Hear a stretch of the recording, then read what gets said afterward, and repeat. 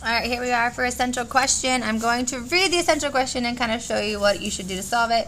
They use the bar diagram to explain it, and then we have the convince me. But when you're done with this video, I'm going to try to keep this one really short. Then you have a couple other problems to work on, guided and independent, so come see me if you need help.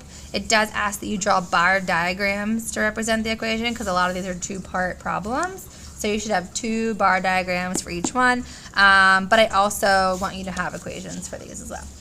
Okay, so in the example, Monica wants to buy all of, hold on, you don't need to see me the whole time.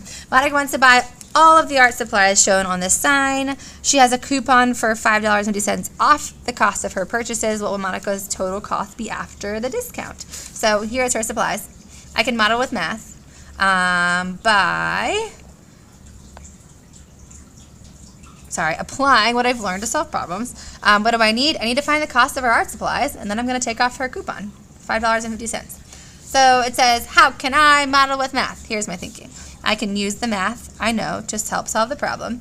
I can find and answer any hidden questions, because there are sometimes hidden questions, and I can use bar diagrams and equations to represent and solve the problem. So like I said, they're going to ask you for bar diagrams. I would like you to try that. Show me some bar diagrams, but most importantly, I need my equations. So here's my thinking.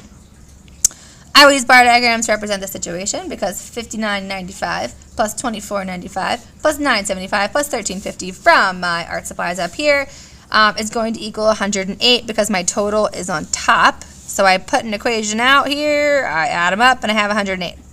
Now, this is the total discount. Total cost before the discount. So now I know my total is $108.15. I'm taking away $5.50. So my missing part of the bar diagram is my answer. In this bar diagram, when I don't know the total, I add. So missing total, add. If you know the total and you're missing part of the bar, we subtract. So that's how you're going to use bar diagrams for these two. All right. Now on this one, I know the total, so I put it on top. Total goes on top.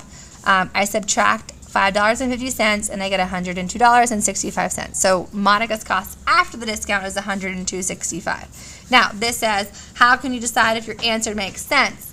This is my little sprinkle of estimation. So on this problem, just tell me estimate and solve to check your answer to see if it's reasonable, and then on your convince me online, just tell me what these numbers round to. Like actually write it out and then type it in online to show me that you still remember how to estimate and solve. All right, good luck.